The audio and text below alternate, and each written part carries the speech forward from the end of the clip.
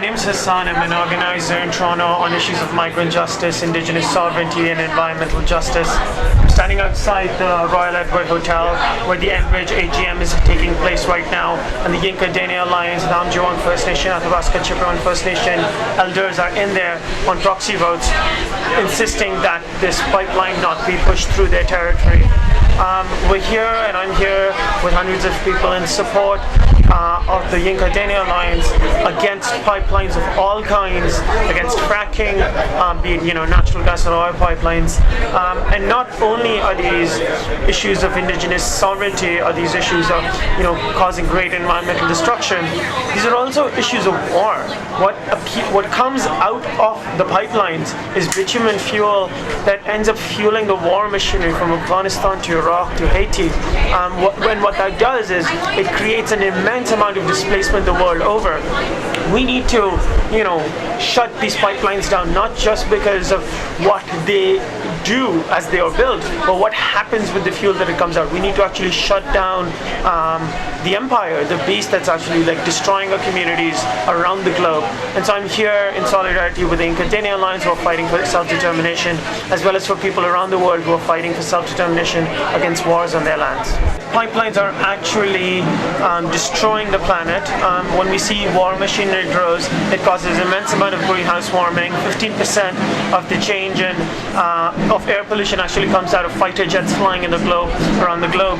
So, greenhouse emissions, the changing climate are all deeply integrated into the tar sands and into pipelines, as well as the fuel that comes out of it. And what is climate change too, among many other things? Not only does it cause it is creating immense suffering for animals and plants and the water, it is creating immense suffering for the poor and wretched of the earth. I mean, the real impacts of climate change are being felt by poor and people of communities, color communities around the world, who are forced out of their homes, who are forced to eat genetically modified food.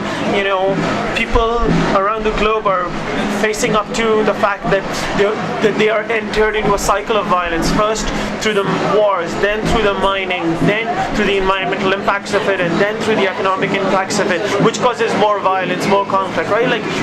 This is another era of new colonization, and that's what climate change is sort of at the spearhead of.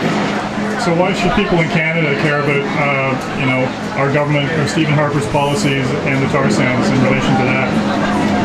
I think people in Canada need to see themselves as part of a global humanity, a global movement and struggle.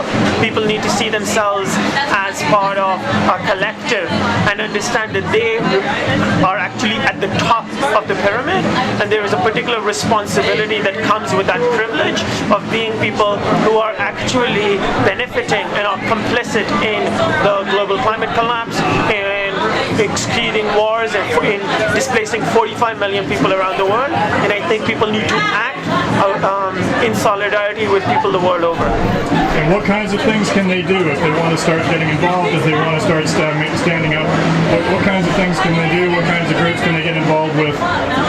I think there's a number of things people can do. One, people can start by talking to their neighbors, start by having arguments on public transit, bringing this up as an issue on the dinner table. There's an issue here where we believe that politics is something that's separate from our lives, and this is just something one does in their free time. This is about survival. This is about living. That's one thing. But from there on out, there are various ways of political involvement. We need to be fighting to change laws, and we need to be fighting to create alternatives. People should be willing to take whatever actions they're comfortable with, right? Be it a petition to a blockade and everything beyond and before and in between it.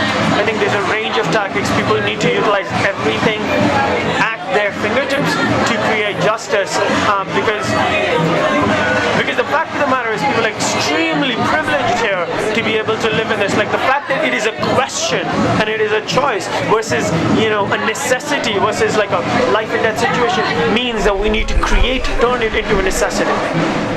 And finally, this isn't a hurry, right? It doesn't matter if anybody does this right away. They could wait a few days or weeks or months or years. Everything would be fine eventually, even if we don't do anything. There's no urgency, is there? I think there is. People are dying as we speak. Species are going extinct as we speak and have been. Wars are happening, right? We need to put the environment as including everything. So when we talk about, there is sexual assault happening in our streets, there is racism happening, there is war happening, there is, global corporate power happening, and all of those are linked together into one particular system, a system that creates capitalism and colonization. And there is a real immediacy, right? Like every day 72 people get deported out of this city just in Toronto. And where do they go? They go to places where they are facing directly the roots of climate change, right? There's no such question of is it urgent or is it not. This is reality, right? This has happened already. This is the state of our planet.